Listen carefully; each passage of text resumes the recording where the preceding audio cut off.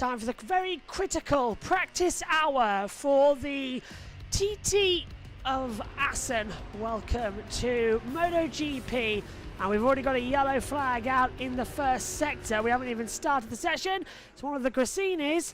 I think it's Alex Marquez who has gone down at turn number 1. So we had Mark down this morning and in the first 5 minutes, and now in the first 2 minutes off the track has gone Alex Marquez. Dropped the front coming in towards turn number 1. So he'll have to do another run around. Good afternoon, everybody. Welcome to MotoGP. Julian watching on thinking, well, what's happened there then? He's got the aero screen smashed. I presume it's been a bit of a high side. Into turn 1, he's going to fall off. Brake turns in on the right. He'll slip off. Yep, front end dips, and then the bike's going to barrel roll into the gravel. We'll see it from the back camera. Yeah, it rolls over. Not a huge accident, not a lot of damage done to the bike, so if they can get that back to the pit lane in the session, it should be okay to get going. Yeah, rider okay and already on his way back to the garage with the bike abandoned, so he'll be back to bike 2. This yellow flag will spoil everybody else's lap times that we've got going on. Marc Marquez then crashed this morning. Still the fastest rider in practice 1. Now coming into the practice hour, it's going to be critical to see if he can keep that going so he can have a longer run in Q2 tomorrow. Gets out of the way of his teammate Pecco Bagnaia. Zarco's gone top 135.302, but all these lap times are going to be deleted by race control for setting them under yellow flag conditions. So Zarco and Oliveira, just hit the side, 2 more having their lap times taken away as well. Early on in this session, Bagnaia lap time cancelled, ergo yellow flags. So the top 10 will automatically progress to Q2. Everyone from 11 to 22 will have to go through qualifying 1 tomorrow morning at 9:50 British Summer Time. It's 10:50 over there in the Netherlands. As Marc Marquez into turn 1 now will be able to go again. He knew the rules, backed off, had a cool down lap, kept the tyres in the right working operating temperature and got going again. And that's Zarco. I wonder if we've got oil down. You're back with us. Hello. Apologies that we had a little bit of interruption due to a signal loss. And well, we're going to have a red flag for sure. We've got multiple riders down. Zarco's down. Aldeguer's down. Several riders are going down on the deck. Unless there must be some form of oil down. Yellow flag sectors 2 and 3. Morbidelli, Aldeguer and Zarco have all gone down. Turn 7, 13, 18. Now, if I was race control, I would suspect that there's something on the track and red flag the session. Because we've got marshals at key points of the circuit now. Bagnaia's gone fast, but all these lap times aren't going to count. Yeah, apologies that we lost Wi-Fi there, but thank goodness for next door, because now we're using their Wi-Fi to broadcast this session. So thank you very much for them giving us that Wi-Fi password earlier on in the season. This is Zarco at the final chicane, turned in, the front just dipped away. So that's in the opening space of 6 minutes. We've had a total of 7 riders crash. That is absolutely insane situations happening right now. Madness. No, they haven't red flagged the session either. If I was race control, I would have put out the red flag just to check that the track was okay, because it was so many going down at one time. You have to start thinking. And we've still got yellow flags out now in sectors 2 and 3. Very dramatic opening session here. Let's take a look at what happened to Franco Morbidelli. This is the Rusk. Oh my word! Huge accident for Morbidelli. He's thrown off the bike. The bike, however, completely destroyed in the grass area coming through Ruskenhoek. He's back in already. Yellow flag now at sector 4. So both of the Grassinis have gone down. Quite what? 4 Ducatis have gone down. And this is Aldeguer. Yeah, just dropped the front and fell off the bike. Yeah, that's really unusual. Well, Assen bites. And I've just realised something else that I've now got to go check. Let's head back over to the world feed. as we're now hopefully going to have our systems back shortly. Right, let's go back. Touching the throttle there. And another one! I mean, they are... There's another one down! And that is one of the Hondas. Is that some Cat Chancher? I think it is. Right, red flag this session. There's something wrong out here. I can't understand why this race is not... This session is not... That's Alicia Spargo's gone down. Let's take a look at what's happened to him. Well, that's in the pit lane area. Well, I am shocked that they have not stopped this session. We're 8 minutes in, and there's clearly something wrong with the track. Let's take a look what happened to Alicia. Front's going to dip. Yeah, on entry. So there's something seriously wrong with the track right now. This should be a red flag. I'm surprised it's not a red flag, to be fair. This whole situation, Cassini Nightmare as well, as Sean's back as well. Martin's not just human in FP1. Yeah, Mark was really insane in practice earlier on. And I just checked that the commentary is still going for the F3 qualifying with Omi and Tom talking you through that. Looks like it is. Yeah, everyone thinking it's a shocking only 10 minutes, isn't it, as well? Hang on a minute. That's another one down. That's Bastianini. Bastianini's gone down now at the last corner as well. Made that another rider who's gone off. Salvadori, Chancher, Alicia Spargo, Rins, Di Gianantonio, Aldeguer, Alex Marquez. This is getting insane. The track temperatures aren't even that bad. I can't understand why we're in this weird situation with the track being the way it is. I'm trying to see the track temperature. 26 degrees, air temperature 18 degrees. Wind at 7 kilometers an hour. It's not that bad. 10 minutes in, and about 12 riders have crashed. Only, yeah, out of those at that time. It's hard to work out who's where, actually. Morbidelli, Bastianini, Aleix, Aldeguer, Alex, and all the lap times getting cancelled by race control as well for sending them under yellow flags.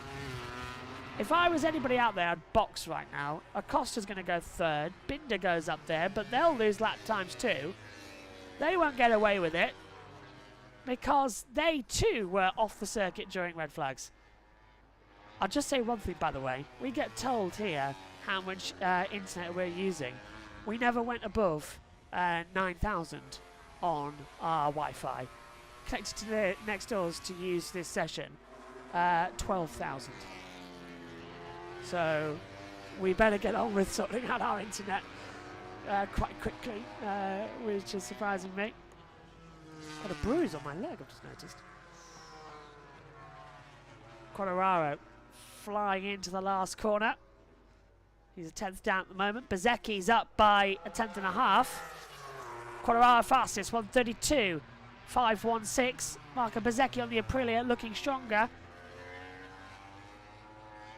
Yeah, times just keep flying through. Also, I want to say thank you for 2,000 subscribers on the JB Motorsports 2 channel. Blown through that in about a month and a half. If it keeps on growing the way it is, we'll have to. The main channel will have less subscribers than the second channel. That's incredible growth, by the way. To get 1,000 subscribers in a month. That didn't even happen on the other channel. So yeah. Quartararo 1:32.516. Bezecchi's up by a 10th of a second. So is Bagnaia. Bagnaia's now inside the time set by Quartararo. Bezecchi should go quickest here and does. 1:32.346. Looking for Bagnaia, who will be in the last corner shortly. Maverick Vinales, 3/10 down. Over the line he comes. Is it faster on the KTM? Well, it's 4th fastest because Bezecchi's still top. Bagnaia's going to go quicker here. 54,000. Oh, he's boxed. Okay. Medium front soft rear tyre. Bagnaia has decided now's the opportunity to come in and stop for a while. Only 12 riders have set the lap time in this session, but despite all of them going out the circuit, that just shows you how much lap time cancellations we've had and how much deltas have had to change as well with the yellow flag rules. So they'll still change them over as Quartararo does a 1:32.391 on that last lap time. Bezzecchi's the top runner, 1:32.346. Aldeguer's coming back in. There's Aldeguer's bike. Miller getting pushed back in as well on the Prima Pramac Yamaha. Didn't speak much last time out as I was over at Oulton Park and Megan was leading the commentary, but Top Rat Razgalioli moving over next year to Honda. No, not to Honda. Where is he going? Yamaha. Well, thought he might go there, but he's off to the Prima Pramac squad. See how many riders have gone down. The blog can't even catch up with how many are off the circuit right now. There's Bezzecchi, 1:32.478 his last lap time by. Not too much, he's remaining consistent. Quartararo is 20 thousandths of a second down at the moment. Nope, and he's coming through down at Ruskin Hook now. The final few sectors of this track. This is where, ooh, little mistake there from Quartararo. Right leg coming loose. Had to correct and hold as Quartararo he's dropped to equal 65,000 down. I would not be surprised if that cost him 2 to 3 tenths of a second as Marc Marquez exits the pit lane for his first official run in this session, as Quartararo has boxed as well. You can see throughout the field, by the way, that all the television producers use the same headsets. That's because it's magnetized by Dorna, so that they don't jam their frequencies. Formula One use a similar tactic, but they only issue radio packs. Dorna give you the whole lot. Coming in. This is on board now with Marc Marquez. Down into turns 6 and 7. Rejoining the original parts of the circuit that's still here from when it was a 13 long mile circuit.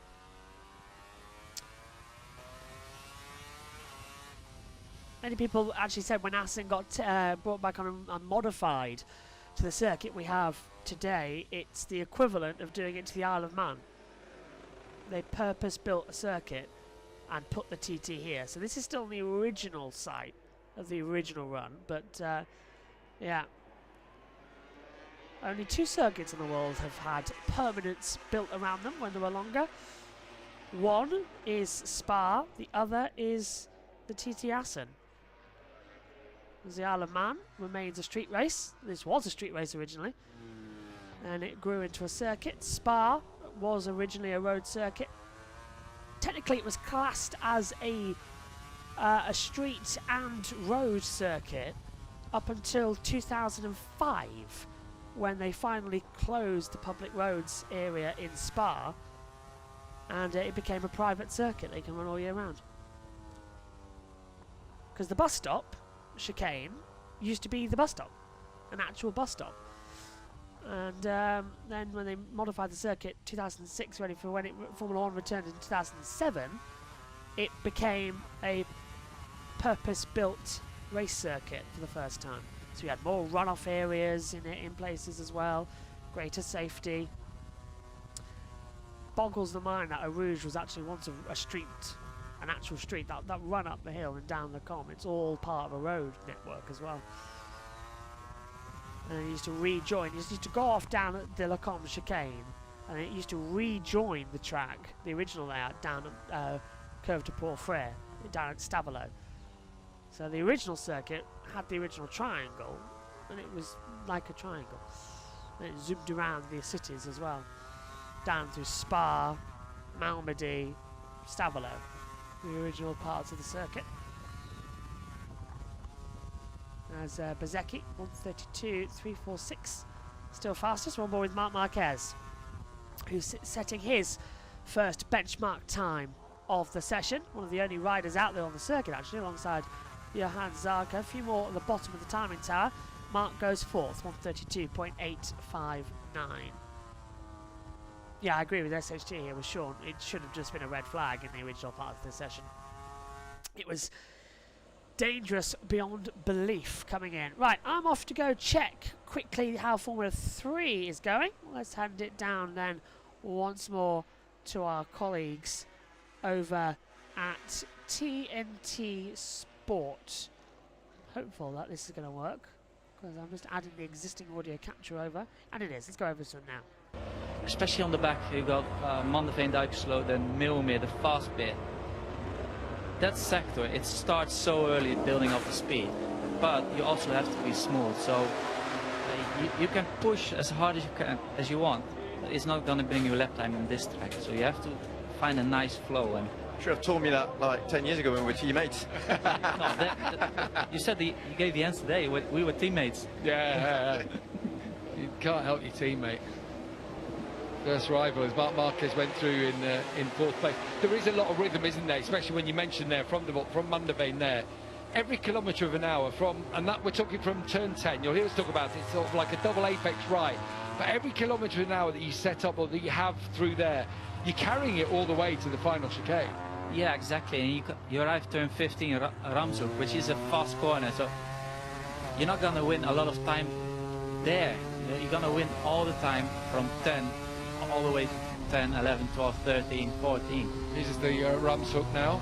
Yeah, it's a fast corner, so you're never going to find a couple of tens there. It all starts before. And into the chicane. So many moments to talk about over the years, but can't remember the clash that he had with Valentino Rossi in there when Rossi ran it through the gravel. I'd love to know.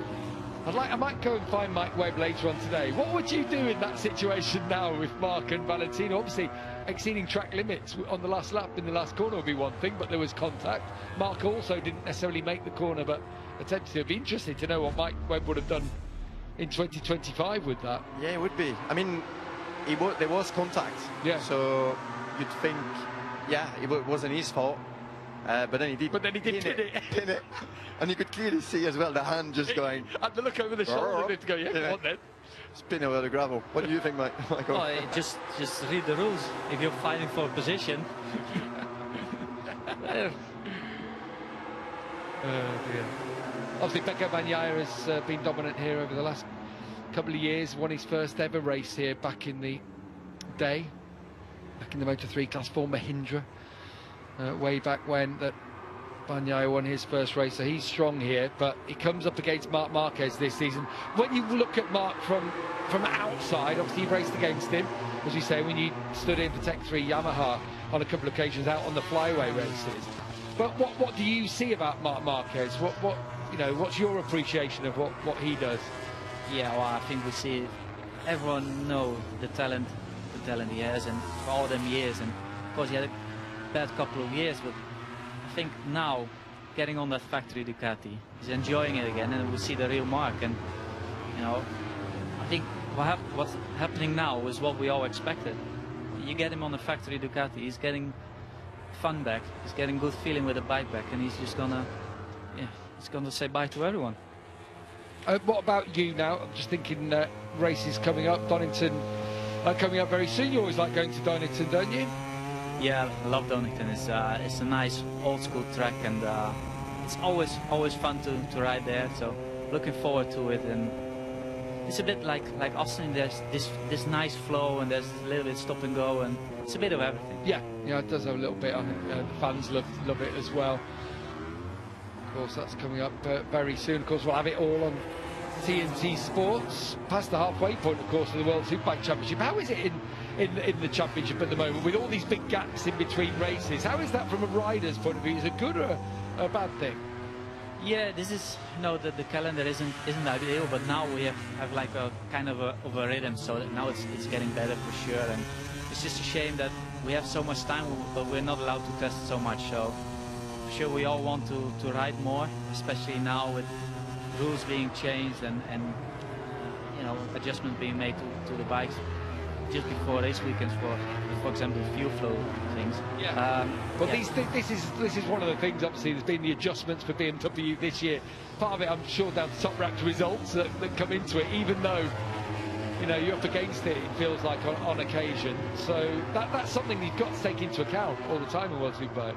Yeah, and I think it's very hard to really follow it now from the outside. We get penalized. Also, Hulaga get penalized, but at the end, what's the result? There's no difference. Every weekend is the same. So it's not really working the way they expected it to be. But it is what it is right now. But for sure there needs to be a change, because you know the field is very competitive. Everyone is very close in lap times, but it's just Hooligan and Toprak just beating everyone. Well, they are beating everybody, and Toprak doing a triple last time out as well in San Marino. Well, the Emilio Romagna round of the championship as well still was super impressive. And the next round is going to be at Donington Park, the British round of the World Superbike Championship, in 2 weeks' time at Donington. Not entirely 100% sure if I'm doing that one, to be fair, because there's a lot to do that weekend, and the Formula E have their season in Berlin, and it could be a championship deciding weekend, and there they go, have to cover that one. Marc Marquez is top, 131.993. Marco Bezzecchi is second. Fabio Quartararo is third. Di Giannantonio fourth. Bagnaia fifth. Viñales sixth. Rins is seventh. Zarco eighth. Ninth goes to Binder.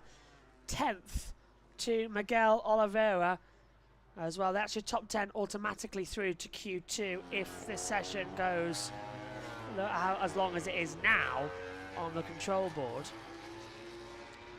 Quartararo is 0.111 off the pace at the moment, but he's still finding some time with 35 minutes to go of the session. We've also got the action for Formula 3 still kicking off as well. So it's with no Megan here. Megan's here this weekend. She'll be with us tomorrow for the qualifying. Well, actually, Megan takes us through practice 2. And then she'll be with us, and I'll be back with her for qualifying. And then all the action will kick off for the sprint race. And then I think she'll be with you for Moto E race 2. Will be on the call as well for that one later on in the weekend. So there's a lot of ups and downs with really how this weekend's going to progress, with MotoGP in a direct clash with Formula 1. Me and Megan will be commentating on the opener of the MotoGP race, and if anything goes wrong, we'll be having a backup commentary box set up like at Silverstone, where Megan can go and immediately take over the broadcast and do the commentary as well. So all will be well in the end. Marc Marquez still top, Aguirre 6th fastest at the moment then. Everyone taking this one nice and cool. They're not wanting to have a delay. We've had enough today with how the red flags and running orders have been coming through. Yeah. Quartararo, 0. Oh, he's up. I was going to say he's 0.006 down, but now he's a 10th up in the third sector, coming through Ruskenhoek. So Fabio Quartararo might be on here to set the fastest time of the session so far. If he hugs that inside line nicely, controls the exit up towards the line, and Quartararo is top, 131.968. Well, the man has taken 3 pole positions in a row just a couple of rounds ago. Definitely knows what to do when the situation goes right. Take a look now at the VR46s with Franco Morbidelli. 16th fastest at the moment. Needing to find some faster times. Marc Marquez 2nd fastest. Di Giannantonio is 3rd. Bezzecchi in 4th. Bagnaia 5th. And Pedro Acosta jumps up from 15th place up into 8th. So more delta time gained in there. Aldeguer 4th. So Acosta's P8. Morbidelli on a better lap time coming through shortly as well over the line. And moves himself from 16th to 12th. So it's still outside the top 10 positions, but a little bit better in the overall movement of things this weekend so far. 132.767 for Acosta. That's still the Delta tracker that we need to keep an eye on. Here's Quartararo. Just hugs that inside line, doesn't he? He knows he doesn't need to have too much of a desperation. He doesn't want to lose out much on the situation out there on the circuit, so he'll hold it back over the line. 1:32.143 for Quartararo. A much better time zone there than what I was expecting. That's the crew chief, Diego Gubalini, as well, watching on for Fabio Quartararo. Oh, big one! Red flag's going to come out now. Trackhouse bike on fire in Sector 3. Ayagura has had a huge impact. Bike on fire at the rear right. He's up and he's okay. He's given the signal. Red flag is out. Session suspended. Not surprised they have to stop the session. Huge impact for Agura. He's up, walking away straight away, but just a flash of flame across the television monitor. And the rear of the bike engulfed in flame. So he loses it, high sides him round. The bike pirouettes at over that, at that point, 150 mile an hour mid-corner. Slams down, ruptures the fuel tank. And that's down at turn 11. It's lucky actually that Agura was it was a high side, but he was thrown sideways onto the track and not with the bike, because we've seen accidents that section of the circuit where the bike sort of drags you with you. So red flags understandably out, session suspended for a couple of moments, and that was a biggie. Quartararo 1:31.968, he's got the fastest time. Well, that's come at the right time actually, because I need to leave the commentary box to go and sort out the action for the Formula 3 qualifying session. That's about to end. Quartararo back in. That was a huge accident though. We've seen the replay, but whew, they'll recover that shortly and get it all sorted. Let's head down to TNT.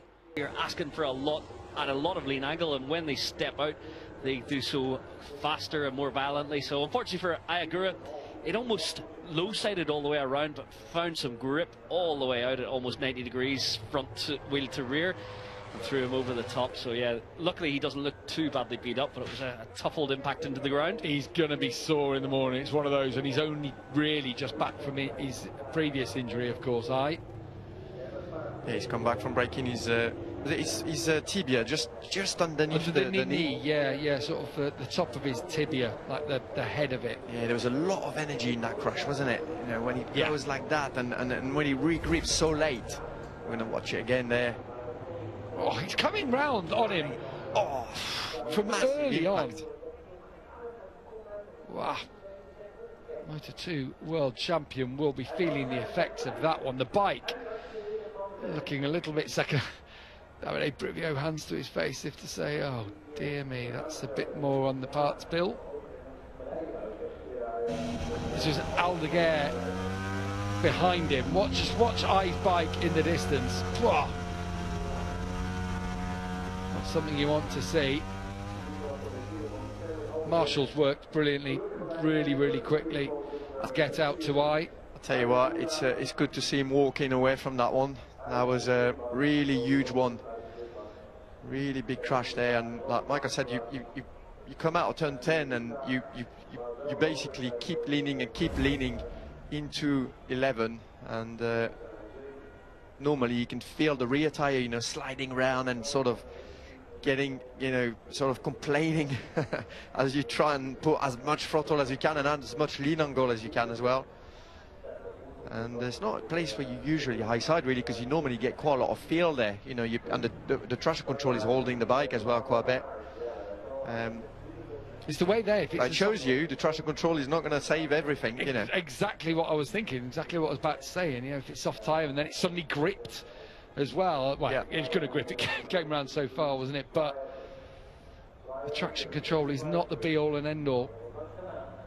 No, there's a lot with the GP bikes. There's a lot of, you know, control. People kind of assume that the electronics are, you know, are doing a lot of the work, but there's a lot of control in the hand. And actually, the riders, these guys, fastest riders in the world, they want to have control in the hand. They want to feel that connection, you know, from from the right and from the wrist to the rear tire. They ask for it, and sometimes it means that you can overdo it, you know, yourself. And which is something that Fabio said recently, hasn't he, with the Yamaha? Yeah. They're actually dialing back the electronics on that. Yeah. Maverick Vinales talking about switching more to a cable throttle as well, to have it more in the hand.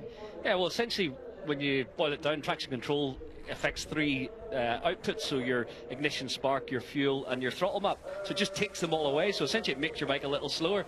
When you think about it for a rider, that's taking connection away from the rear tire. Obviously, it manages tires, it makes the slides easier to handle, but it's not infallible. You can still high side, as we've just seen, and it's not always the fastest way. So sometimes putting it back in the rider's hand is the best way to regain the connection with the rear wheel. Can we go back to where we were, just talking about Michelin and the front tyre before, because we had actually been talking about the front tyre, haven't we, at this point, that, you know, a lot of people were there on the soft tyre, the medium. We've seen a lot of them let go early on in this. Do you think we're going to see a new Michelin front tyre?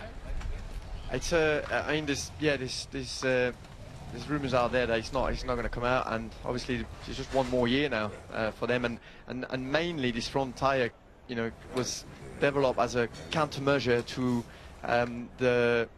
this overloading of the front because of the ride-eye devices. It's the ride-eye devices basically that brought that extra load onto the front tires and started the issues that we could have with the tire temperature, the tire pressure, and so on. So you know, with Michelin moving to World Superbikes from 2027, this is a problem that will not be there anymore. I think as soon as you take away the ride-eye devices, you take away the problem.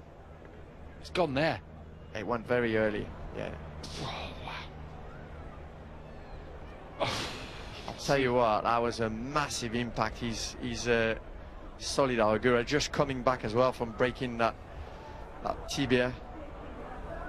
How he landed on his hip, and you can see the contortion through his core. That will definitely smart in the morning.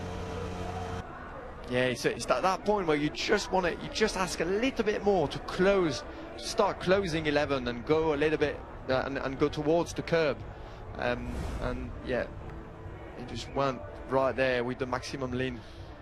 Well, the bike will be second hand. Agura himself will be second hand. It was interesting yesterday in the press conference. Maverick Vinales, one of those, was asked about the front Michelin tyre, and he said, "I'd have it tomorrow if I could have it." A new one, yeah. The new tyre. I would have Lots it of tomorrow. riders liked it. And I think basically the ones you prefer a harder front tyre. Your Pedro Costas, those kind of people. Brad Binder, I seem to remember, was another one. Said, yeah. Pecco was a big fan. Yeah, he loved it. Yeah. The ones who do like to lean on it, lean on the front tyre, but interesting to see if it first comes or time not. he tried it was in Misano, and he absolutely loved it straight away. So as we look down to Pecco Bagnaia down there in the garage, we were going to switch down to the Ducati garage, but I've just seen in our screen Davide Tardozzi's been forced to run back into the garage to have a little bit of a conflab with the team, as Fonsi Nieto in turn is chatting with Miguel Oliveira. There'll be a new Yamaha livery. It's 70th anniversary for Yamaha. They have Yamaha Day on July the 1st. They've got a nice new old school look. And there we can see Rachel down there with Davide Tardozzi on the main screen. So let's switch to our camera and hopefully get a quick word with Davide, Rachel, just before they're about to send him out there, if you can hear us. Yeah, just about, Gav. Thanks so much, Davide. It's been a busy session. I'm not sure you'll be able to hear me now. First question, though, on this session. Obviously, Mark, you said he had some bruising earlier on in the crash. It looks like he's okay. He's had a pretty solid session so far. Yeah, he's a bit injured on the left arm, but, you know, Champions doesn't feel the pain, and he's okay, he's okay. Tell me about, I guess, all the crashes as well. That medium tyre, it seemed to be pretty difficult for the riders out there. Did you expect that? Yeah, the problem is that today, this morning, and also now, the surface is too cold, and sometimes the tyre needs time to get hot, and that's why we had so many crashes. It's getting very loud down here. I'll let you get back to your team. Thank you, Davide. Thank you. There, thanks to Rachel for allowing Davide Tardozzi to speak to us there. But it seems like there's a lot going on down there in the Ducati garage. Very, very busy. I think a few communications. So good of him to step out and have a quick word with us. But yeah, a little bit of pain for Marc Marquez. I like that though, champions don't feel pain. They do, but somehow manage to compartmentalise it, put it to a certain part of their brain as he comes through the shrubber now. It was a big whirlwind of a crash earlier today. Or crashes like that, you feel them. you feel them big time. You know, it's a big shot. It's a big something. I don't know how to describe it. As in, like, if you don't have a specific injury, you still feel like you know you've been through, like the body's been through it. So yeah, high speed crashes like this, you always feel them. On the day, you feel them the day after as well. The body sort of tightens up, and yeah, when you wake up the next day, you can really feel it. So you know, he'll be out there feeling it. We know he's brave, and we also know that Marc he doesn't want to look weak ever. So even if he was in real pain, he would try to to hide it from the competition. So Alex Marquez back out after he had his own crash down at turn 1, where he's just come through now. So Alex looking to... Has he set a lap yet? No, I don't think he has he, in this session? He crashed straight away. Yeah, crashed straight away, but I just wondered if he had made it out previously anyway. But no, still to register a lap in this one, and that previous lap time then was just cancelled. Yeah, it looks like we just had that crossover with that medium front. Just a few riders are still, you know, persevering with it. We got Pedro Acosta, we got Bsky. So yeah, the KTM and the Aprilia that always normally are the first ones to, especially the Aprilia, to go a step up with the tyre. It's actually the exact same 3 tyre compounds of last year. So it's all about the temperature, and you know, normally you would want a bit more track temperature to run that medium front. On board with Alex Marquez alongside Aleix Espargaro. That's the part of the track that really makes your eyes wide open down there into the Ram's Hook. Aleix, good to see he is back out on the racetrack, because just like Marc Marquez earlier, has been put through the tumble dryer. Good crowd for Friday afternoon down there in the main grandstands. Johan Zarco laps in behind the test rider. It'd be interesting to see what the Hondas do this weekend, because it was a really tough one, wasn't it, in Mugello last time out? Yeah, after a good run over a few rounds, it just seemed like they lost something, lost a bit of an edge. They had the test in Aragon, and we thought, the comments about the swing arm and the increased grip, and it didn't seem to play out throughout the Mugello weekend. They had a bit of a struggle across the factory team and the LCR squad, but Zarco's looking good here. I think this is a track that should work well for Honda in general. It's slightly low grip, and Honda normally works in a lower grip scenario, worked good in the cool conditions at Silverstone as well in Johan's hands. So yeah, let's see if he can get in the mix on this one. Maverick up to 3rd. Vinales is on song already, isn't he, at the start of this weekend? Loves this place himself. Had success here in the past. That season when it all ended badly with Yamaha, I seem to remember there was like an up and down one where he went well here and didn't at the next one. So, you know, he just generally goes well around here. He went from last to first. Yeah. He was in Saxon Ring, really struggling, and then turned up here and topped every session and won the race. Did he win? Yeah, won the race, did incredibly strong as well, actually, across the weekend. As now with 26 minutes to go, we've got several other riders changing positions. Hello, everybody. Back from the land of Formula 1 in the Red Bull Ring, where these guys will be in a couple of weeks' time. Vinales, fastest of all, 48 thousandths up in that 3rd sector, so he's got an improved run around coming through. Glad to see that Ayagura, by the way, is okay, and it wasn't too long of a red flag, so we shouldn't have too big of a delay to the end of the session. 10 minutes extra max. Vinales, 1:31.886. He's gone fastest overall, so that puts Ayagura, who can resume this session, bike number 2, by the way. He's now going to drop out into 11th position. Time the screens glitch and come back to us for a split second. Alex Marquez looking strong now, 45,000. Acosta goes 4th. Alex Marquez to the top. 1 minute 31.872. Fast lap of the session so far. This is more like it for the Dutch Grand Prix. It is the hashtag Dutch Grand Prix, by the way, Dutch GP, we should say, with MotoGP in their practice session before the action gets underway later on in the weekend for the Moto E. That's qualifying, and then also the racing sessions. Mia goes into 9th, 132.357.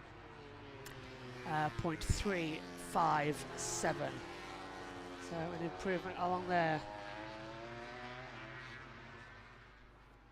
Let's have a look what's happening here. Simon Patterson started a thread coming through. Friend of the channel. What's he up to? He's up back now, down in the first 2 sectors on an old soft front, soft rear tyre. Not knocking volunteer marshals at all, but there's perhaps an argument to be made these days for having a small permanent corps of paid and fully trained marshals who go to race to race. There are certain tasks like firefighting that I would feel more comfortable for all if it was someone professionally trained handling it. I've been in that position with very limited training and equipment, and it's terrifying. Yeah, there's often been a situation where we think, should we have more fully trained marshals coming through around the world? Arguably, I'd say yes. I'd say each marshal point around a circuit should have one trained marshal who has been, that's been paid for by the championship. But the marshals that do this, they've got senior marshals on board, and the best person to talk about this is Last Lap Lucy, who's done a marshalling day at Donington Park. Oh, thank you for this sub to Rob as well coming through. Where's Alex Marquez? Okay. We're going to go down now to interview Davide Brivio at Trackhouse. Might be a bit delayed, so we'll hopefully hear what he's going to have to say. And he's talking now down in the pit lane. Enea Bastianini is back out on the racetrack. I wonder if Ayagura is going to be out there anytime soon. Rachel is down in pit lane chatting to Trackhouse Brilliant team boss Davide Brivio. Yeah, Davide, that's the question we want to know. How is Ayagura after that massive crash out there earlier? Yeah, the crash was quite impressive, especially for the bike, but he's okay, luckily. Also, already Dr. Chatter came and have a check. He didn't hit anything on no helmet, not signs on the helmet, so he's okay. He's just getting changed, and then we try to go back in the bike. Of course, the plan has completely changed. We don't have any more tire, not so much tire. We will try to do what we can, but the most important thing is he's okay. Yeah, the bike is just getting ready here. Here's the second bike, if you can just see that, Ruben, if you just pan round. Yeah, you're just mentioning the plan completely changes. What is plan B then now? Just try and get a bit of a time out there on the board? No, this session is quite difficult. You have seen a lot of crashes at the beginning because a lot of riders were out with a front medium tire, which for the temperature is not ideal. And so now we are all forced to use soft tire, but we don't have unlimited. So you have to manage also for the rest of the weekend. So now we probably have 1 or 2 attempts. I think 1 tire to really go, but okay, that is what it is. But let's try to manage. Okay, well, hopefully he's okay, and hopefully, he gets a good job for the rest of the session. Thank you, Davide. Yeah, thank you. Yeah, good to hear. Thanks, Rachel. Good to hear that. Yeah, Rachel Stringer down there in the pit lane then, giving us the information that we needed to know about whether or not he's going to be back out on the circuit. Thankfully, that is going to be the case. And this is Marc Marquez now on a super slow replay with half the field still in the pit lane, bear in mind. With that in mind, let's return to TNT, shall we, for a little bit? Out between them, probably they were thinking that the soft, I don't know, wouldn't necessarily be their tyre of choice. In fact, interestingly, you mentioned it before, but both Binder and Acosta were still out on the medium front tyre. That KTM just seems to like the harder front end anyway, with those two in particular. Marco Bezzecchi, another one who was on it. But yeah, they won't necessarily have gone for loads of soft tyres, will they? Not looking at the weather forecast pre-weekend. Yeah, well, the sun should come out tomorrow and Sunday, so hopefully... A famous last word, Silvan. Yeah, but you never know here, don't you? It's always unpredictable with the weather, but yeah, those tires, they're gonna have to manage, you know, they're gonna have to manage that quantity and be very careful, because if that soft is the tire that will work for the qualifying and for the races, they're gonna have to, yeah. Obviously, and after a crash like that, the tires are, you know, you can't use them anymore. But he's all right, and that's good news, because that was a massive impact.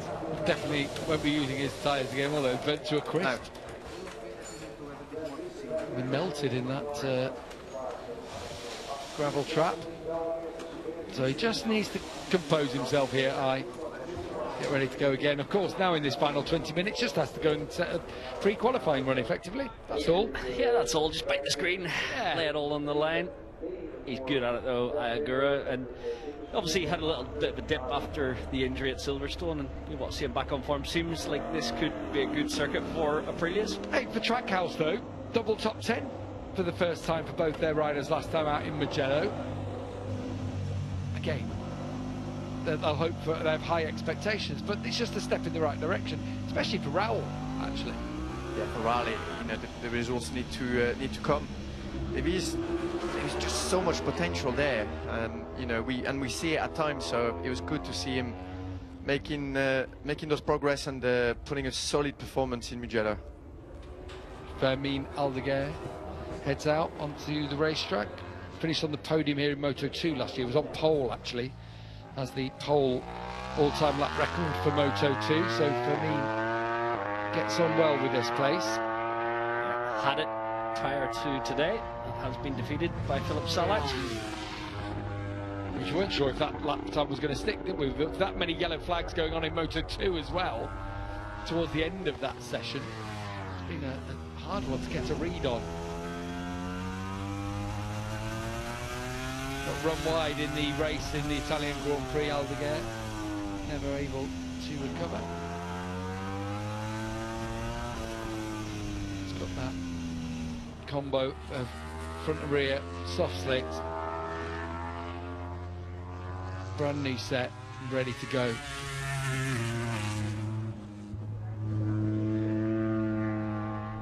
Through the turn 12.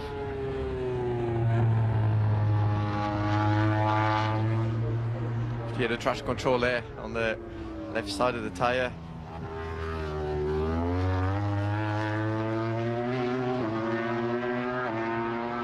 Here we go then. He'll get a nice clear lap all by himself. There is no one out on the circuit, so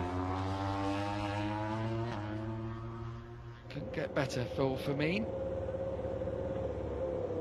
As Ayagura rejoins the fray through this long hanging sequence of right-handers, then back for the Strubben. First split will come up on the little kink here on exit from the Strubben. Still quite a long way from that lap record that was set last, was it last year? Yeah, last year by Bagnaia, 1:30.5. So we're still 1.3, which is quite a lot on a short lap like here, 1 minute 30. So yeah, it seems like we're just lacking that little bit of temperature. And you can see the riders like with the front end just, you know, being a little bit on the cautious side.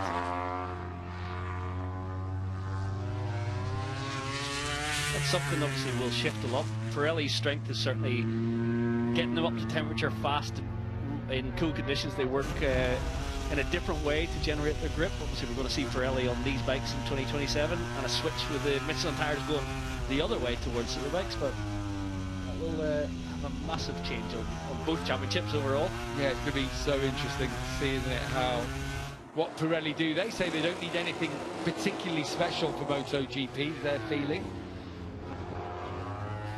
What do you reckon, Silvan?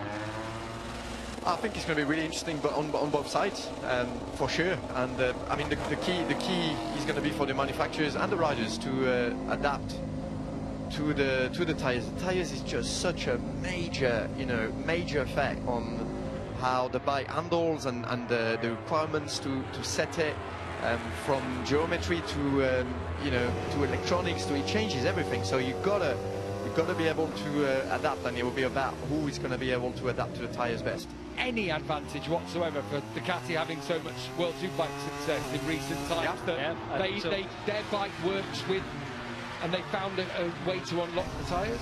Yeah. Well, they'll have a lot of data and a lot of understanding already. So yeah, Pirelli said they're gonna make special tyres for MotoGP, but we don't know how different they're going to be. But you'd think the DNA of the tyres are going to remain similar. So obviously all that experience that certain manufacturers like Ducati have in World Superbikes and other championships will be really important in how fast they can adapt to the new tyres. It will be interesting if Pirelli do decide to stiffen the construction of their front tyre, because typically they've always had a softer sidewall. It provides a little bit more flex, gives the rider good feeling, and that's part of the reason as a rider you go out in these cool conditions and the front tyre talks to you straight away, whereas a Michelin, a Bridgestone, even a Dunlop takes a little bit more work to get the tyre up to temperature, to get that feedback. So yeah, with all the aero in the front of a MotoGP bike now, it'll be interesting to see what Pirelli need to do to deal with those forces that do go through the front tyre.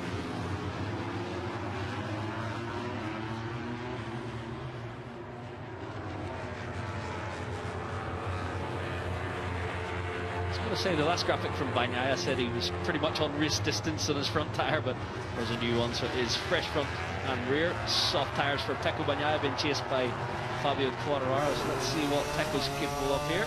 Good first sector. Pole here 2 out of the last 3 years.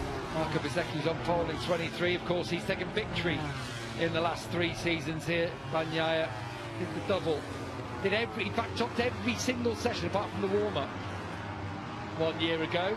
So, and a big crash behind Lorenzo Savadori. Oh, that's a huge one again. Bike in the middle of the racetrack there. Again, are we going to see a red flag? They're going to have to red flag that, yeah. With Marc Marquez coming round, arms gone up in the air as Pedro Acosta comes through. Wow. Just on the run out of Steckenval there. And you see as well, even if he walks out, the bike was lying. Red flag had to come out. Yeah, the bike was lying on the tarmac, so you don't know if it's leaking fluid or anything like that. So for Bagnaia and Rins, it was, sorry, not Quartararo, but Rins was on a good lap as well, and they got the red flag just in the final sector. Unusual to see high sides. I mean, it's not. We don't normally see crashes like that. And we're talking about electronics, and obviously these bikes have got advanced electronics, but they also use a single ECU, so everybody on the grid is using the same electronic control unit and IMU as well. So that's the inertial. And the red flag's out. Red flag's out again. Session suspended for a second time in this one. That was just at the start of the lap attacks, as we've just started the Formula 2 qualifying session. There's still no audio there. So red flag, session stopped again for the bike in the middle of the road, and that is a safety hazard as well to come through. Well, that is a shame actually, because we were right in the centre of where we needed the attacks to be. Pecco Bagnaia now on his way back in to the pit lane. And another red flag. So another stoppage to the proceedings. Turn 8 is a fast, blind section of the track as well. It sort of loops back in, so not a lot of chance for the riders to avoid a stricken bike. Pit lane will open in 2 minutes' time to restart, but delay, it causes numerous problems to everybody else's running orders. Red flag's out. And the traction control will come in, and then if you got too much traction control, it feels like the bike is not coming out of the corner. And also, when you're in the corner, sometimes it's nice to be able to have a little bit of rear spin and control it, so you can make the bike slide and sort of pivot and turn and help turning and pointing the bike in the right direction. But obviously, if you got not enough traction control, you can also lose it, and high side as well. So it's a fine limit, and some riders like it set up in different ways, you know. So that come into play as well. And obviously the engineers back in the box can set the bike to the rider's demand. Bit of a bitty session as well, hard to get a rhythm going, isn't it, when you keep being called in, back in. Okay, it gives you time to have a quick little bit of a chat and a debrief with your chief mechanic or what have you, but that's been a mess, hasn't it? It's just been all day though. Moto 2 was the same. At the start, and yeah, red flags, big crashes. You know, when we look at the analysis page afterwards, all the lines through most of the laps they've done. Pit lane will be opening up. Good news is, looks like nobody's hurt. That's the main thing.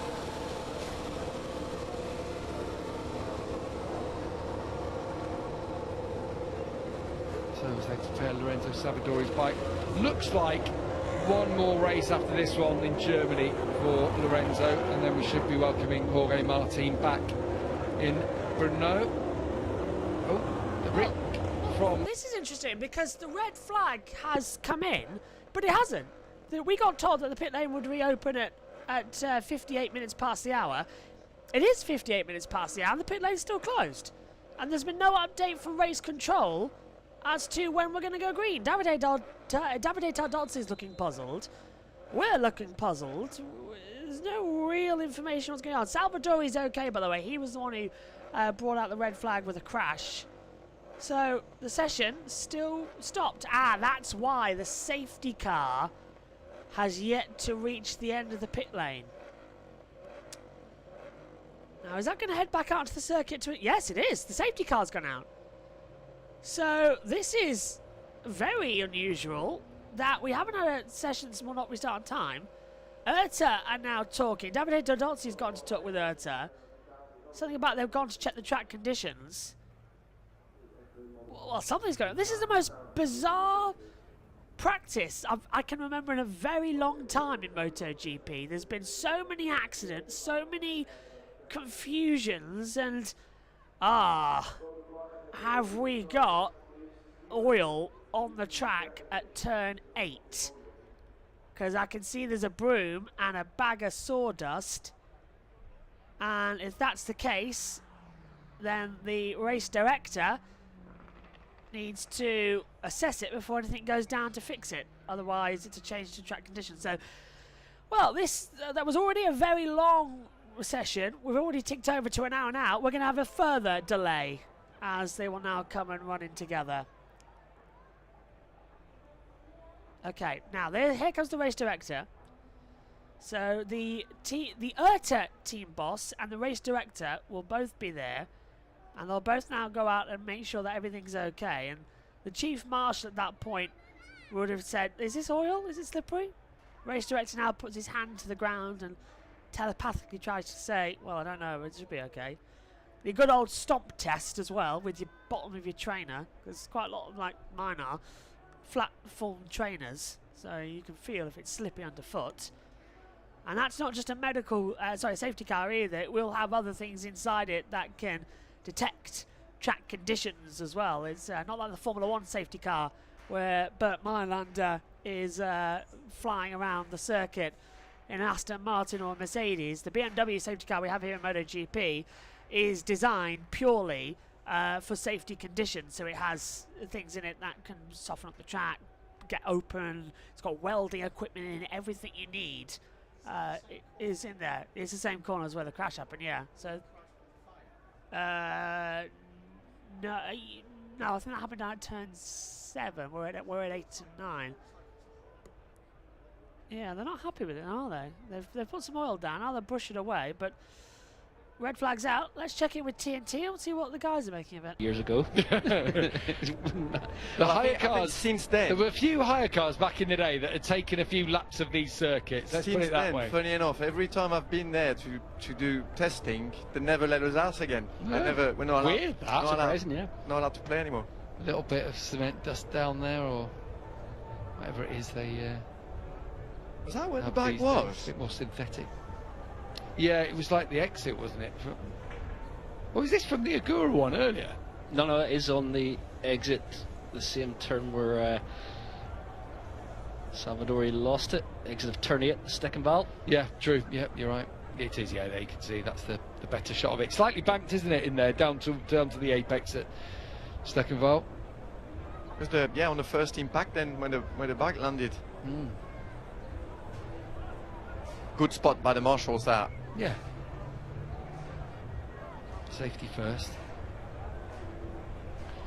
So we'll have 13 minutes to go. Quick, it's like a qualifying session now, isn't it? With just 13.5 minutes to go. Get out there, 2 runs. Here we go. Not quite the 1998 leaving Titley and McDoon 1 lap time attack. Do you remember that? Round Dassin? I think it was 1998. But yeah, it was literally, I think 2 minutes on the clock. He had a race round to actually start a lap. But yeah, we're going to get 13 minutes of a proper and it was a 2-minute lap then as well, wasn't it? That's true, yeah. It was a proper track back then, Gav. So I remember, but also, so we're still told. Even Alex Marquez brought it up. I was like, hang about. He goes, oh yeah, the old track. He wouldn't have rode it. No, he was about, I think he was born pretty much at that time. But yeah, they've all watched back all the footage of the greats. All the greats have been here. As Steve mentioned before, Jim Redman was here, 93 years of age, when they were minting a new coin, new euro that is being minted, which is a bit of fun for 100 years of the TT. Pit lane will open shortly and we'll be ready to go with a mini qualifying session. It's the Grand Prix of the Netherlands now, Gavin. No, it's not. I'm not having it. I'm sorry. You can do everything you like. It's the TT. It's the Dutch TT. It's got a big TT when we come into the circuit, doesn't it? Yeah, I don't get that one. Someone's going to have to explain why and no one here wants it to be called the Grand Prix of the Netherlands. And I'm thinking from a Liberty Media point of view going into the future, isn't it great to have something that's got a bit of history? Isn't that something that you sell? Part of what this sport has always sold itself on is the oldest motorsport world championship, you know, and history and tradition. And there's nothing more traditional than the last, well, used to be the last Saturday in June, but the last weekend in June, and we're here at the TT circuit. It was a shame when they moved away from the old Saturday, the tradition.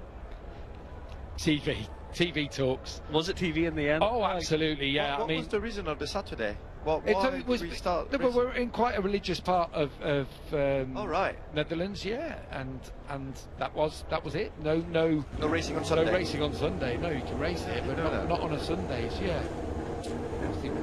Protestantism in its form up here. Calvinist, is it? I'm not quite sure what it is. Anyway, it was quite staunch and still is in this part of the Netherlands, and so yeah, it was a no until they said it had to be done. Basically, TV dictated in the end, look, to keep our event going here, we're going to need to move it to a Sunday, and that's when people are used to watching their motorsport on a Sunday afternoon. Well, that's your Formula One, where you had 3 races on a Saturday last year as well, and somehow that's not a problem, is it, anymore? To filter that into the proceedings. And if anybody's wondering why Qatar has been moving around the calendar recently as well, it is because of Ramadan changing. But there is actually a benefit to this that I got told, and I'm quite looking forward to it, because everybody moans about, oh, we've got Abu Dhabi ends the Formula One season and all that lot. It's a rubbish way to end the year. In a couple of years' time, it won't be able to end the season, because Ramadan falls... It's going back and back further every year, and I think in about 2-3 years' time, it's actually first weekend of December where Ramadan is, and that's where the end of the season is for Formula One. So we might get in a couple of years' time Interlagos hosting the season finale for a year or two, but that's when Bahrain will go back to hosting the season opener for Formula One as well, for some reason. Yeah, that's why Qatar was round 4 of the MotoGP calendar this year and not the season opener, because it fell during Ramadan. And yet, they still have races on Easter. Confuses the hell out of me. We don't race at Christmas, we don't race at Hanukkah, we don't race during Ramadan, but you do race during Easter.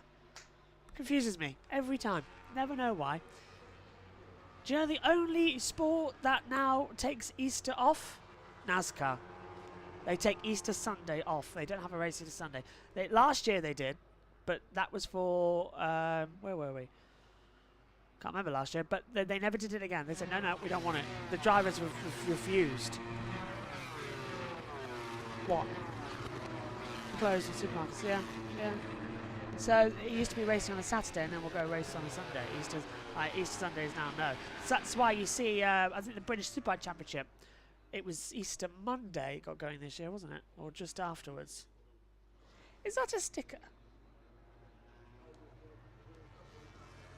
No, it's in the shoe. Just thought for a second. Still, 10 minutes to go. In what has been a... And let's not forget, 10 minutes to go, plus another 15 minutes because they're adding on the practice start session that we couldn't do this morning. Say again? Yeah, I think that I've got a bruise on my leg. It could be from the Wiesgoodman actually, as I was thinking about it, because I did, when I was getting Steve at the end of the day, I did knock into a suitcase that she had there.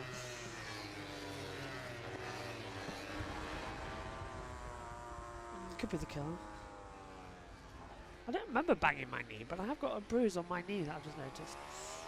Actually, I can have a look actually see if it was there on the weekend, because I do have that photo of me and Steve Ryder, so I'll have a look and see if I do have a bruise there. Let's have a look. I have no bruise on my leg there, so it must have happened post. Yeah, or getting off the train, because I was carrying the suitcase. That could be it as well. When we had to get back in. Oh, it's mad getting back from... Ah, I know. I remember when it happened. Getting off the tram in Manchester.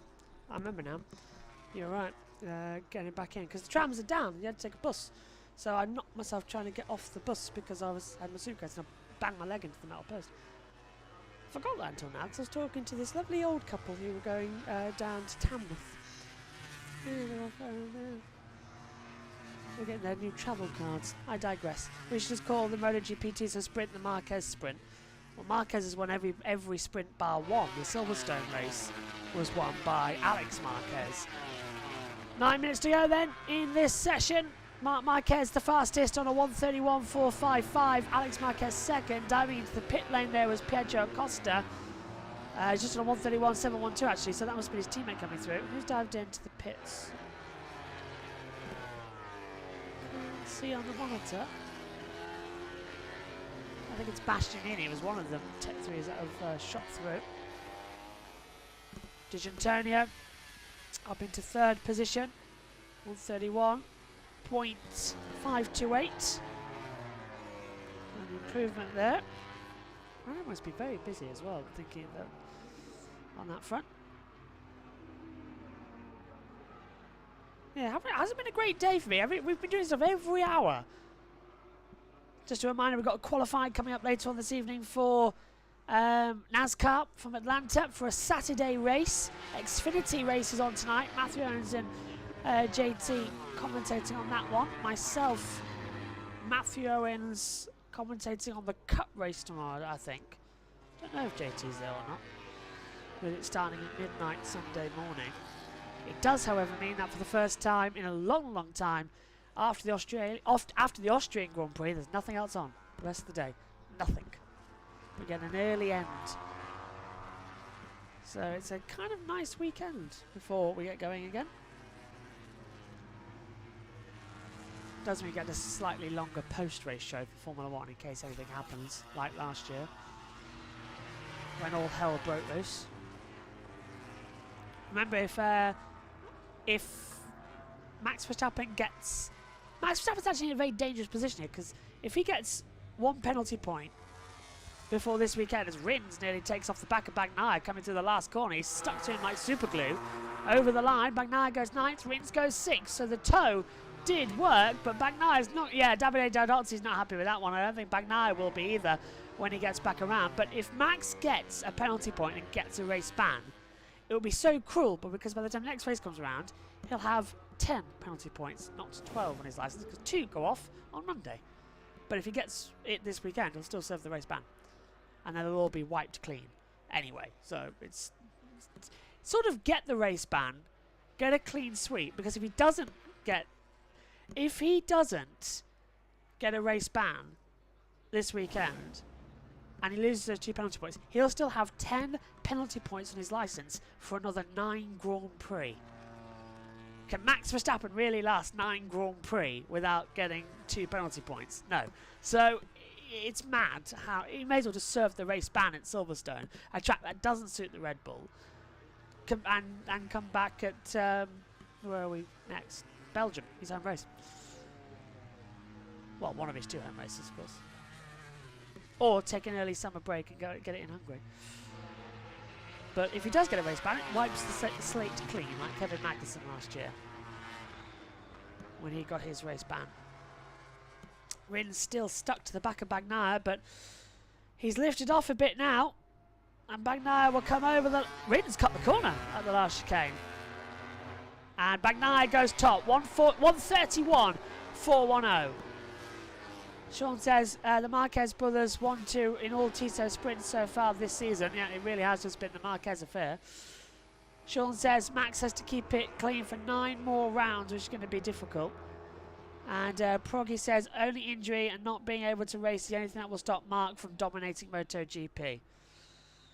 Certainly the next 2 seasons. 2027 everybody's looking forward to, because it's going to be a complete clean sweep. Every rider on the track will have a factory bike. It can't be it won't be satellite. Round 1 of the 2027 season is going to be the best MotoGP race we've ever seen, because every rider will have a brand new bike. No year-old, nothing. They'll all be up-to-date machinery. And the only difference is the satellite bikes won't have the upgrades throughout the year. So the factory bikes will slowly get better and better, and the satellites won't have that. And then at the end of the year, the satellite team will have all the updates from the 27 season ready for 28, and then we go again. And then it's a year-old bike. So the satellite teams keep their bikes for 2 seasons, whereas the factory just keep them for a single year. That's how the new regulation change is working for 2027, when we drop from 1000cc to 850cc regulations, which is still, what, 250 more, 350 more even, than we had in the 500cc days, and in the 800cc days I was coming to it. There'll be synthetic fuel coming in as well. Yeah, a lot of unpredictability coming into 2027, as Sean said as well. Hard to go over the line. Stays 11th. Jack Attack up to 10th. That drops out Morbidelli, so it's a 131.992. Miller still finding a few positions through the first corner that he's not happy with. Still, we've got Miller in there. Cordova's up to 2 Yamaha engined. And that Prima Pramac still a factory bike, let's not forget. Which is ironic that Martin didn't want to go to it. And now we still don't know what that deal is with Aprilia. How that's going to shape up throughout the rest of the year. Bit of smoke coming out the back there of Bezzecchi's bike. Just have us slightly twitching. Don't want it to be too bad. It's been an hour and 14 minutes. This is certainly one of the longest. It'll be about an hour and a half by the time we go off because of the practice start session, which I will leave to Gavin and the team. Time attacks coming through. Marco Bezzecchi, yellow flag, sectors 2 and 3. This will spoil everybody's lap time further behind. Bezzecchi to the top though for Aprilia, 131.352. Now why has that yellow flag come out? And it's Marc Marquez for the 2nd time today. Marc is down on the deck, and that is down at turn 7. Very fast, quick right-hander. His brother Alex has just gone fastest, 131.258. But are they going to red flag that session again? Marc is still knelt down. It was a fast old crash. The mechanics, the marshals are there with him.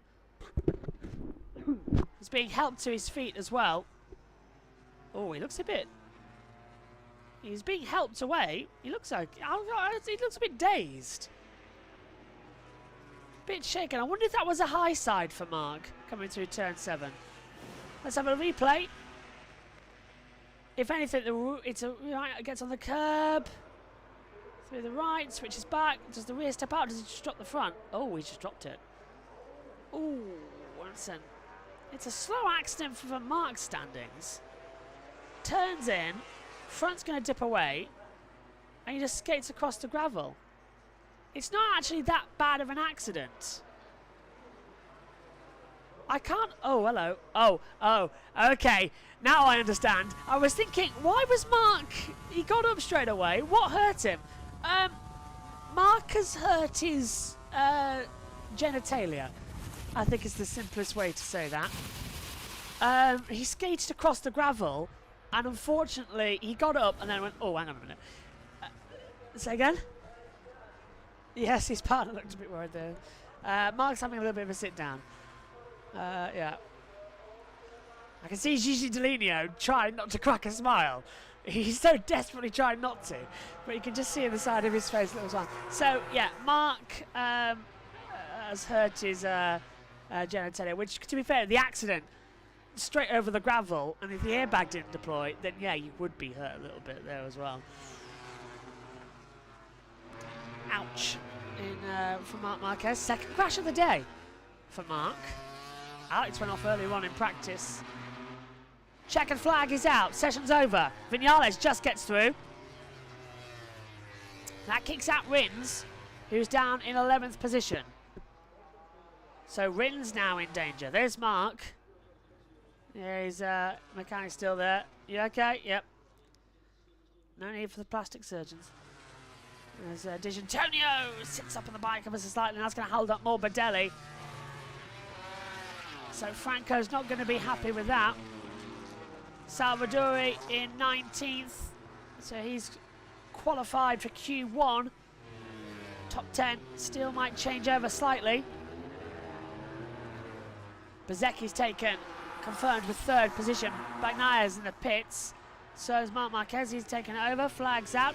No one else is improving. Everyone's staying on the orders. It's an anticlimactic end, but kind of expected it, to be fair. Yeah, Sean says that's probably the worst Friday of the season so far for Marc Marquez. I think it's been the worst Friday session for the entire MotoGP paddock, let's be fair. It's been shocking. This practice session, 2 red flags, 13 accidents. And Zarco's delighted because he's kicked out Raul Fernandez. Zarco is through to Q2 automatically on the Honda. Rins misses out, he's 13. So it's Quartararo on top. Alex Marquez, Acosta, Bezecchi, Bagnaia, Marc Marquez, D'Antonio, Viñales, Morbidelli and Zarco. That's your top 10 automatically through.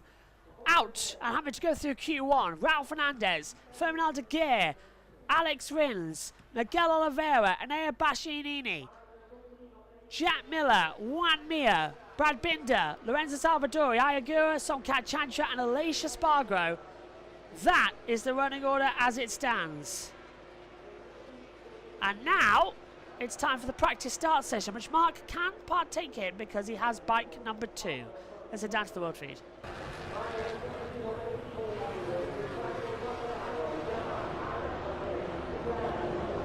We expect it's going to be a sore one, isn't it?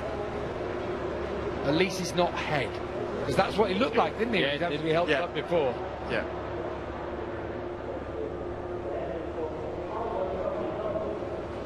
I think he's come back here for the practice start, hasn't he? Because they're having the practice start session they didn't have earlier today to keep the timetable in order.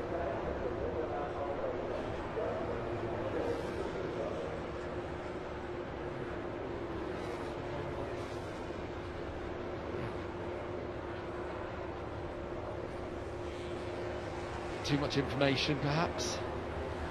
As Mark's having a word with, I think that's Dr. Charte just at the bottom of the screen. This was the crash. It was 2 tenths under at the first split. Full commitment. So fast, just surfing across the top of the gravel.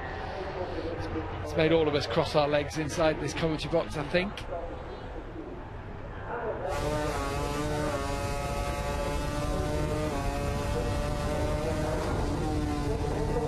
Right to fifth, back to third. There we are. Crash. It is, yeah, 100 miles an hour. Yeah, the MotoGP bikes back shift. They can take that high RPM into the. That is the Ramshook, isn't it? Not the Ruskin Hook. No, Oh, that's the Ruskin Hook. Hook, yeah. Sorry. The fast right end. The right end is of the straight. Ruskin Hook, yeah. Well, the whole thing, I think. Pedro Costa being held back by Maverick Vinales. Mark's not going to do the test. The practice starts. Looks like, yeah, no fuel, so obviously the bike's being as light as possible for the lap time attack. And sometimes they can run out of fuel like that. It actually makes quite a big difference, you know. You feel that when the bike is really light, it just feels better. It just feels really good. I think at the Mav Superman, because it's on helmet leathers, on the arms with leathers, boots and gloves, it's definitely part of the promo for the movie. Well, I guess so. I mean, he's done DC stuff in the past, hasn't he, with Batman. And you just, with Maverick, you never know, though, don't you?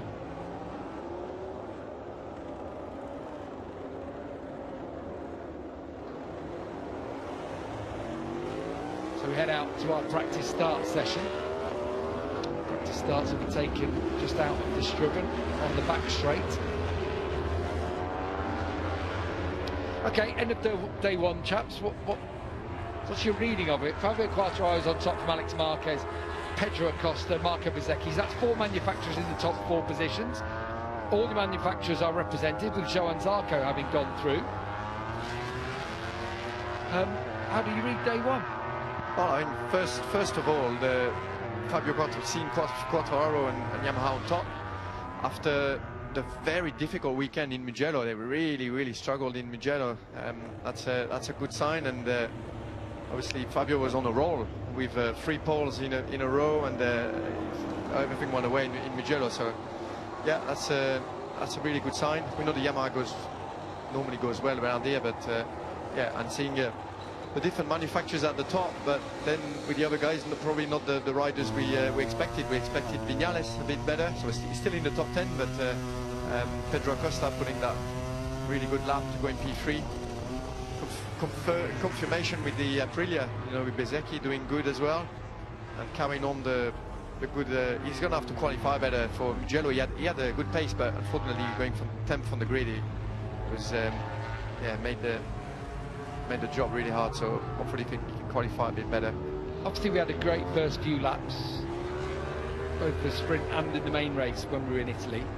You know, Assen lends itself to good racing, usually. I think back to 2018 every time you think about one of the best races that we've had here. You know, with all these different manufacturers up there, is there a chance? Is there a chance we get a few different names, different people in there? It should give us a good race, shouldn't it? Yeah, I think so. We've seen some crackers here in the past. 2018 springs to mind. It was a multi-bike battle at the front of the field, and this weekend we've got Ducatis, Aprilias, Yamahas and KTMs all looking strong, and no one head and shoulders above. Even Mark, 2 crashes, and yes, he's fast, but obviously will be feeling a little under the weather today. He hasn't had a Friday like that this season, with 2 big offs and feeling a bit second-hand, so it's certainly got a different complexion heading into Saturday. Obviously the temperature comes up, changes things, brings the medium front tyre into effect a little bit tomorrow. You never know here with the weather. It could stay cool throughout Saturday and Sunday. Bodes well for the rest of the weekend that we've got coming up for you. Later on this afternoon, after we've finished here, we will have qualifying for Moto E. Frankie Morbidelli gets away, look, puff of smoke there as his front tyre drops onto the ground. I think it was just hovering above there. It's one of those. Yeah, qualifying for Moto E. That's here on TNT Sports 2. We're on air on Saturday morning from 7:35 on TNT Sports 2. Moto 3 pre-practice, Moto 2 and then MotoGP pre-practice. UK time, this is 9 in the morning. The front wasn't down. Yeah. Front device wasn't activated See there. the difference immediately it makes with the front up. It just wheelied straight away as soon as he dropped the clutch. Huge difference. MotoGP qualifying on Saturday from here in Assen is 10 to 10 UK time. Hours difference from Europe, of course.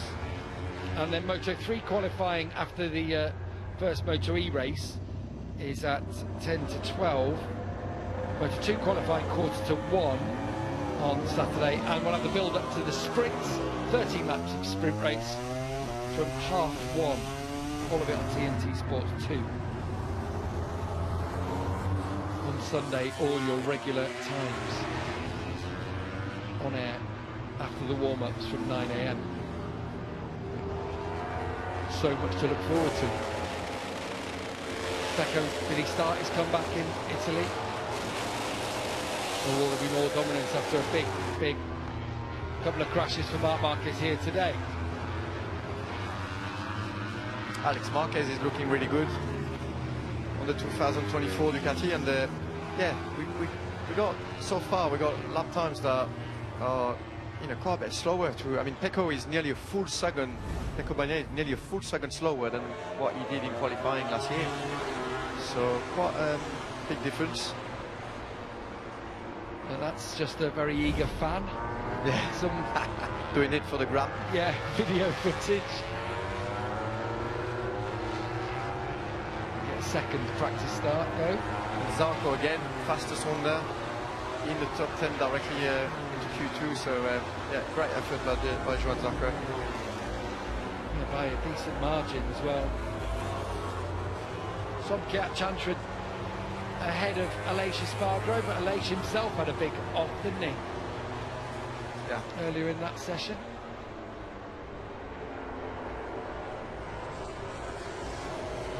Anyway, if the sun doesn't come out, you're going to have to do some mileage with a soft front. Yeah.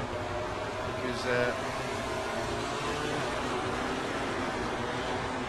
And that worries you for the allocation. Yeah. Obviously you need them for qualifying and the 2 races. Looks like Nea Bastianini stalled it. A little hobble as well as he pushes his bike back. And they're certainly looking like he's finding something with the KTM of late. Does need it, man.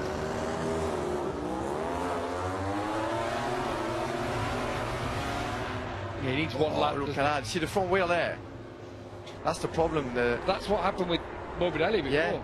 Yeah, the front wheel just is off the ground all the way from the very start. So when he just finally regains contact, it's not spinning at all, or it's going much slower, and can actually crash like that. Just, makes it completely like slide underneath you.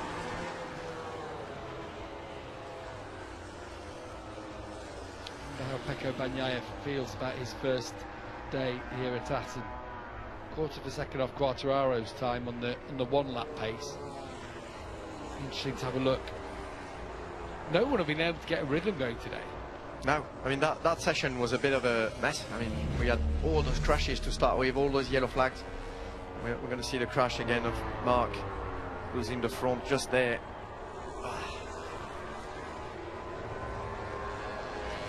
2 crashes for Marc, so yeah, he's got pace, but obviously lost it twice. He's going to feel battered.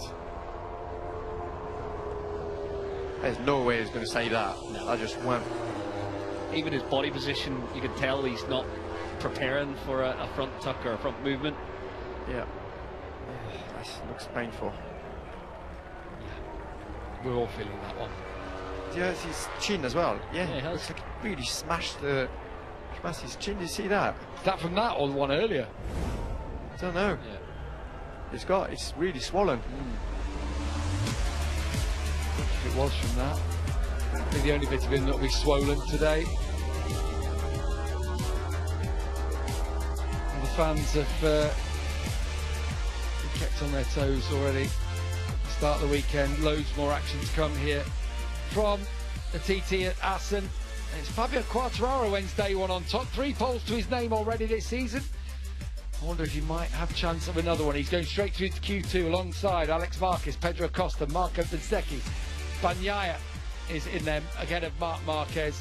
Show and Zarco rounding out the top 10, and then these are the riders who'll be battling it out in Q1 on Saturday. We'll have all the action for you, of course, here on TNT Sports. We're on air from 7:30 UK time in the morning, all the way through qualifying just before 10 a.m. and the build-up to the sprint from 1:30 on Saturday. Thank you so much for your company from day one here in Assen, and we hope to see you back tomorrow morning and all the way through the rest of the weekend. Thanks for joining us. Have a good evening.